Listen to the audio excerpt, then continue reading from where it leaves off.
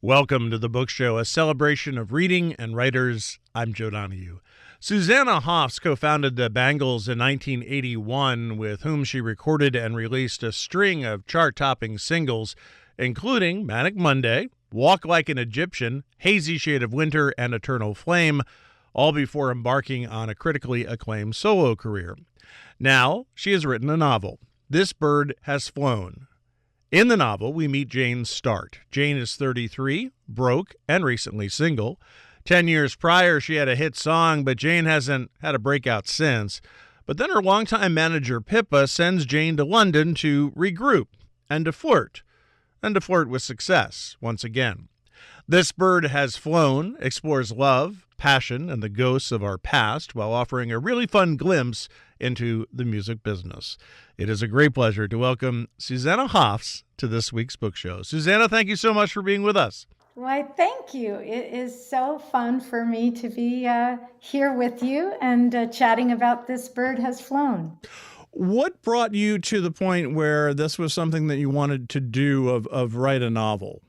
Honestly, it had been a lifelong dream. I've always had my head in a book. And since I was a young girl, a little girl actually, I've been a reader. So it's been a lifelong passion to consume fiction. In fact, in all its forms. I mean, I love movies, books, and I think stories live inside of songs. And so songs are about storytelling, painting, and art, sculpture. It's always been a fixation and a passion to find myself lost in a story and feel the emotions that come up to the surface when you're in that place and you're absorbed in that narrative. And the same is true for songwriting and my experience in the Bangles. One thing that was kind of notable was that I almost always collaborated as a songwriter, bat around ideas and lyric lines and rhyme schemes and whatnot. But this was a truly solitary experience, apart from the fact that my characters bloomed to life so vividly in my imagination that it was not as lonely as I expected it to be. And my husband would always remark, going off to work and seeing me sit at my desk and then coming home and still finding me at my desk. He's like, "What's happening to you? You're like in a hypnotic trance." And I said, "Well, I sort of am." He would say, like, "I can't believe you I walked in and caught you giggling to yourself." And I said, "Well, my characters are so fun to spend time with, and I'm kind of vicariously living through them." And when you write about love and that first blush of romantic love, it's bound to have an effect on your mood and to be the endorphins are being released. It's true for me as the writer. I was feeling what they were feeling in any given moment, and I had great empathy for my protagonist, who's a one hit wonder. She's 33. The hit was like a decade ago or so, and she's trying to find herself. She's on the heels of a devastating breakup. She's kind of at a very low point in her life. And then things happen. She meets a man on a plane after performing a sort of humiliating bachelor party gig in Vegas. So she's sort of down to the crumbs of what's available to her or what she thinks are as a musician 10 years past the hit. And so it's kind of a redemption story for this character, but also it's very much about love and sex and rock and roll and themes that I'm interested in, such as those. Well, it seems inevitable that it would have, especially what the old adage, right? What you know. But you said it in the music industry of someone who is dealing with various aspects of this industry. Yeah, I mean, I've met a lot of very interesting characters along my journey through life, and particularly the 80s was a very heady time and a very exciting time. I've always just thrown myself into things, into whatever, I follow my bliss in a way, and I've been lucky that right out of college, I had this dream of starting a band. I had worked with my boyfriend at the time, but also a friend, a lifelong friend, David Roback, who went on to create the band Mazzy Star. But a lot of what we were writing and working on back in Berkeley in the 70s, in the late 70s, was sort of a template for that sound. And also going to school at UC Berkeley in those days, it was when there was sort of this tectonic shift in the music business and the music world, with sort of these superstar bands playing stadiums, was what we knew until suddenly this thing called punk rock happened. And so I was fortunate enough to see the last Sex Pistols show at Winterland Ballroom in San Francisco. I saw the Patti Smith group at that same venue. And to use an old-fashioned expression, my mind was blown. And I decided, once I returned to LA, having graduated, it was 1980 into 1981, I decided that I would start to very actively try to find other people with similar musical tastes to form a band. And I advertised myself. It was pre-internet, obviously. So I would go to clubs. I went to see the Go-Go's at the Whiskey, and I brought my flyers with my phone number. You know, it was a hand designed flyer because I had been an art student, so everything was very homegrown and handmade. It said, "Call after 5 p.m." because I had a day job working for my uncle, who had a ceramics factory, and that job was kind of very it wasn't a very exciting job, but I listened to K Earth 101, which was the oldies station. So imagine what the oldies station was playing in the 80s. It was playing 1960s music, Sure. which had flooded my ears as a child because my mother had all the Dionne Warwick records and all the Supremes, and she had the radio on all the time.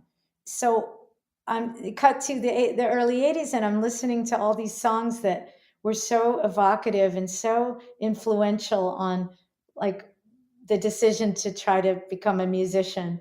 And so, yeah, and then I met the Peterson sisters um, through that ad in the recycler, and we met. And the night we met, we sang the song "White Rabbit" by Jefferson Airplane, and it sounded so right and so good to my ears, and the chemistry seemed right, that even though I'd only known them for 2 hours, I decided to, essentially the equivalent of running off to Vegas and getting married in an Elvis chapel. I just jumped in and I said, "Let's do this thing." And they're like, "Let's do it."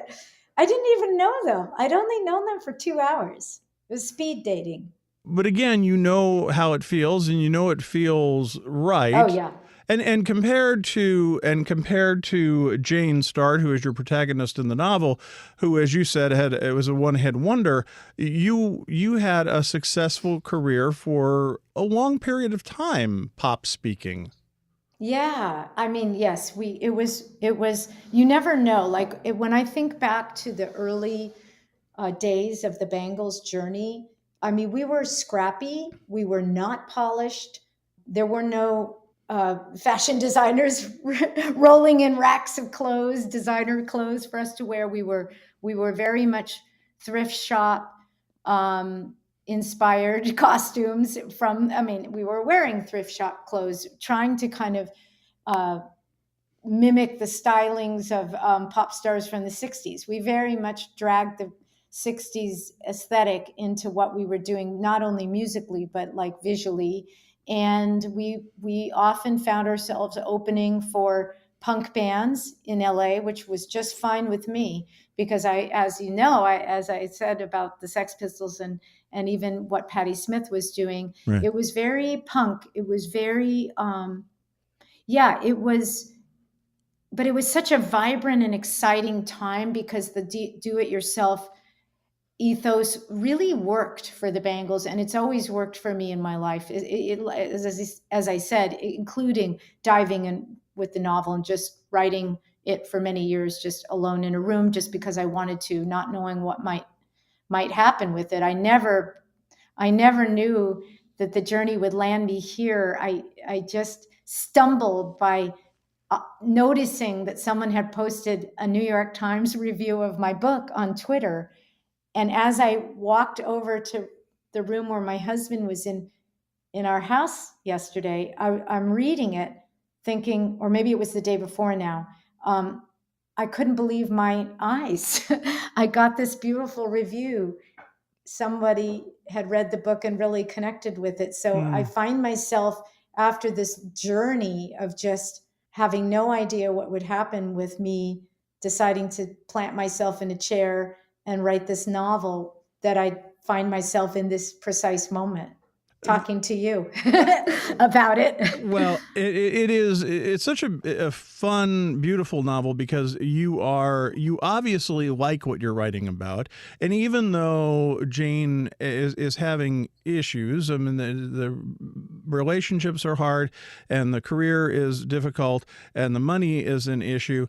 But boy, and you can talk a little bit about this. She has a great support system. Eventually it's her brother, her friend Pippa, who is a Pip, and just a great character, just a fantastic, lovely, fun character, and this group gets her through. Absolutely. I mean, I always think about, at the end of the day, the art that has inspired and moved me is about human connection. And it makes me feel so happy. I'm smiling ear to ear when you talk about my characters like that. And in particular, Pippa. I think that it's a love story between Jane and Tom, obviously, but it's a love story between two friends who've propped each other up through hard times and who love each other. And even though Pippa's Jane's longtime manager, Jane hasn't had much of a career after the one hit. So their friendship is almost as much, if not more, of a component to these two characters' story with each other than anything else. And it was so delightful to have Pippa as a friend for me in the writing of the book. Honestly, that's what it felt like. I feel like I know her, and I love her. As I mentioned, obviously there is the aspect of the music industry, and you seem to paint it as while it's difficult and it can be odd, you seem generally as though you're not bitter about it. I'm not bitter. I don't want to waste my time feeling bitter. I mean, there's a sort of school of hard knocks that you experience in life, and whether, whatever that may be for any individual person. But, the music business can be tricky. The Bangles we didn't know if any record company would ever sign up the Bangles. In fact, there was really no noise from record companies in the early days. And then until there was Columbia Records, and it was really a lovely A&R man that I still friends with, Peter Philbin, who literally brought Bruce Springsteen to see the Bangles at a gig at Magic Mountain, which is a theme park in Valencia. And I mean, all I know is that Bruce somehow was the magic touch. He somehow must have liked us enough because he enjoyed the show. He communicated that to Peter. He liked the music. And all I know is it only takes one, because nobody else was interested. And Columbia stepped up and signed the band. I think that there are some complexities to being an artist in the music business. And I think the business has changed a lot. I think there's more ways. Like I basically have always been kind of indie in the way I approach everything. So even if there are periods like I have an album coming out, The Deep End. I financed it myself. I had an opportunity to maybe partner with a record company, but I didn't want to. I think on the heels of writing this book as just a labor of love, I feel very lucky that I'm able to afford the time that it took, years of work on the book and close to a year of work on the album. And I was able to just do it independently. The book has such a British flair to it. I'm interested in where that came from. many of the main characters are British, and much of the book takes place in England, and that's fascinating to me. My older brother, who's a year older, I have an older brother and a younger brother. There was a very momentous thing that happened in our childhood, which is that the Beatles were on our block, literally on our block in Brentwood, in the Brentwood part of the west side of LA, when they came to do the Hollywood Bowl performances, I think. And they went to a charity event that was down the street from us. And my brother located this on YouTube, footage of that day, newsreel footage of that day, and showing all of us kids just somehow we all found out and we all just gathered outside the house where the charity event was happening that the Beatles were attending as like sort of special guests. I was already a Beatles fan because my mom's best friend worked at Capitol Records and brought home all the records for us to listen to. So I was already a Beatles fan. Um, I kind of fancied myself as the Paul of the group. My brother John naturally had to be John. And then my brother Jesse was Ringo because he was always banging on things. He was a little boy then. That the Beatles and the British invasion, the sound of the music from of the British invasion got into my DNA, I guess is the best way to say it. I was so entranced by the Beatles music and by them, by them, their images, the idea of these four lads from Liverpool. Like it was all very exotic and sort of otherworldly and kind of thrilling. And so it kind of cemented both a love of Great Britain, but also of voices in harmony. So I can link that to the kind of idea behind the Bangles, the Beatlemania that existed in the Peterson sisters world was as intense as it was in my household. So that was an immediate bond between Vicky, Debbie, and I. You know, it was like, I mean, this was the very beginning of the 80s when we Right. met, or it was 81. You know, not everybody was thinking about 60s music as much as I was, but they were. They were. We were like a subgroup of music fans who were really tapped into that. You are a songwriter, and the writing has always been a part of your life. It is interesting to note that a song like Manic Monday, that's probably so associated with you, was written by Prince. Yeah. So, but that tells us a couple of things, right? That tells us not only your talent in writing, but also who you can associate yourself and did associate yourself with. Yeah, I mean the thing about Manic Monday was that there was a moment where because I was a little late to the party with in terms of knowing Prince's early albums, but when Dove's Cry hit the radio, I remember driving back and forth to the recording studio and hearing that song for the first time and going, "Oh, oh, this amazing song is Prince." And then weirdly, I don't have like I'd have to look in some box that has some old diary in it, but I remember that not long after we got a call because we were working with an engineer who was his wife was working with Prince and David Leonard was working with the Bangles. Peggy Leonard was working with Prince, but David and Peggy Leonard had done extensive engineering on Prince's records. And I got word that Prince was at Sunset Sound and would I drive over and he had a song to give me. And so I drove over there thinking, oh my God, I'm going to get to meet Prince. But he was recording at the time and he was in the middle of it. And so the cassette, which I still have, the actual one, I took it like, I took it, drove back across Sunset Boulevard to the Sunset Sound Factory where the Bangles were recording. And I can vividly remember us hovering around a cassette player as we put the cassette in and listened to Manic Monday for the first time. And then cut to, you know, us recording it. And I remember standing in that darkened vocal booth and knowing the red light was on in the control room and the song was coming to me through my headphones and singing those words and that song and that melody for the first time. And I just remember going, oh my God, it fits. It fits. It feels so good in my throat. It's something I describe in the book as a singer. You can long to sing a song, but sometimes you try it on for size and it just don't work. It doesn't work for some reason. And you think it will. You're convinced it will, but it doesn't. But when I started to sing Manic Monday and I knew I was like in the hot seat and they were in record, I just a smile was on my face because it felt so good to sing. So he had a sense about that. He thought he had a sense that it would work. Susanna Hoffs is our guest on this week's book show. The new novel is This Bird Has Flown.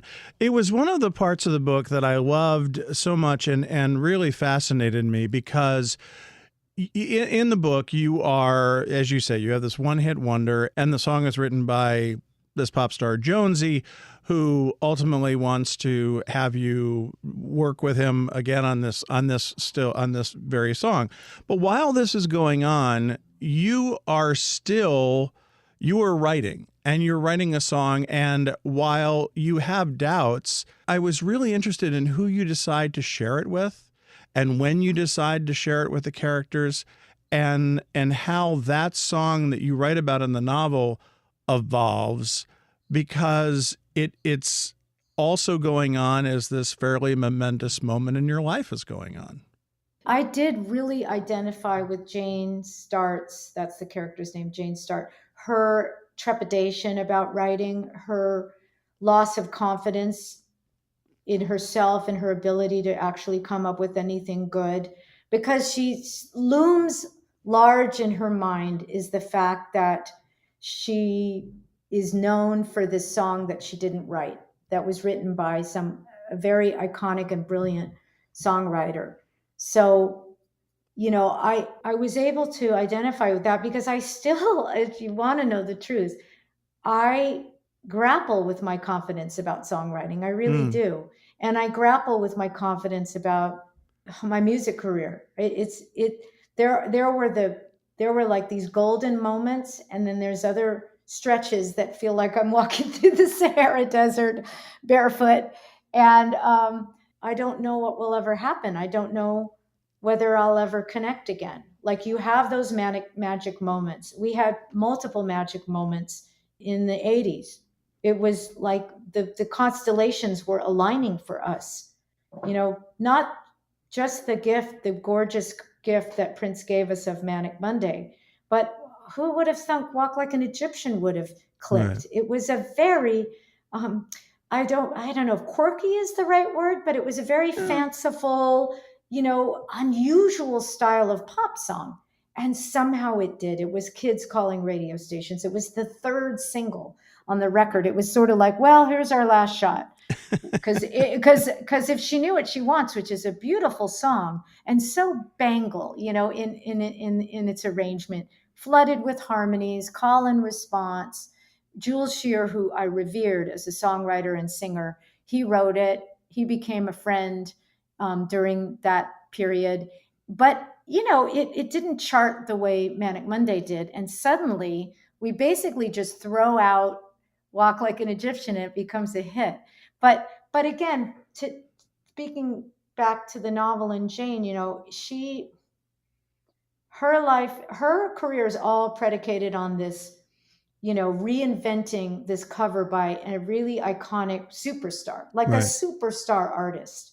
And then she finds herself in kind of a confusing crossroads because he kind of reappears and in her life, and there's this sort of second chance at redemption in her career, but there's something about it that feels wrong to her, and so the character, I don't want to give too much away, but the character has to grapple with the complexities of managing a complex relationship with a complicated person who she admires so much but is intimidated by. Let me ask this question, and I'm not trying to cause trouble with anybody, but I'm just curious of what you make of it. It seems to me that you and your group don't quite get the credit you deserve for what you accomplished as women in rock and roll in the 1980s. Do you agree with that? Wow. Well, it's lovely that you're saying that. I mean, I don't know. Maybe you're right. Like all I know is that I feel very fortunate that, we had multiple hits and at all. And that our song, Walk Like an Egyptian, written by Liam Sternberg, the brilliant Liam Sternberg, was the biggest song. Like if you just look at the statistics, the biggest song of 1987. So there were some very amazing things that occurred, given the fact, for the most part, we remained the same band, at least we carried the spirit of it, but it also felt that way throughout the entire run of the Bangles. For me, it's the process, it's being in process, being the experience of it that has always meant the most to me. Yeah, I mean, the Grammys never, we were not on their radar, and that was fine. Yeah, for me, it's the joy of the making of the thing. And that was true for the book, and it's true for writing Eternal Flame or singing, Walk Like an Egyptian, all of the experiences of it. For me, it's the process of doing more than the the accolades. Susanna Hoffs' debut novel is This Bird Has Flown. It is published by Little Brown. Susanna, what an absolute delight to have you on the program. I'm such a fan of you, your work, and of this novel, and it's just been such a pleasure to chat with you. I feel exactly the same. It was so delightful and fun. Thank you so much. Be well. Thank you so You much. too. Take care. Again, Susanna Hoffs' debut novel is This Bird Has Flown. It is published by Little Brown. Thanks to producer Sarah LeDuc. Our executive producer is Dr. Alan Chartok. The latest on National Productions programs is available via the Airwaves newsletter at WAMC.org and on social media at WAMC Radio. Bookmark us for